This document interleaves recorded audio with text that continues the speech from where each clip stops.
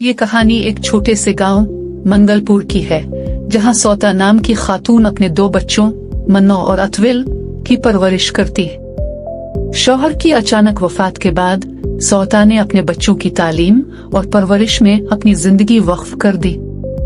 जब बच्चे बड़े होते हैं तो सौता को एक बड़ा फैसला करना पड़ता है।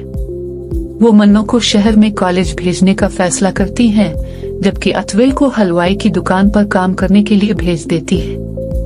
मन्नो शहर में पढ़ाई करता है और एक बड़ी फूड चेन में सीनियर मैनेजर की नौकरी हासिल करता है।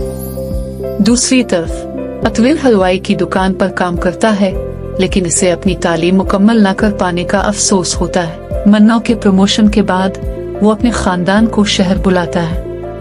अतविल, जो हलवाई की दुकान पर काम करता है, अपने भाई के बास के लिए खाना तैयार करता है। ताहम बास को ये पता चलता है कि अतविल ने बगैर रस्मी तालीम के खाना बनाया है, जिससे वो गमगीन हो जाता है। मन्नो अपने भाई का दिफा करता है और बास से कहता है कि अतविल का दिल अच्छा है और वो मेहनती है। आखिरकार बास अतविल को एक मौका देता है, जिससे वो खुश हो जाता है।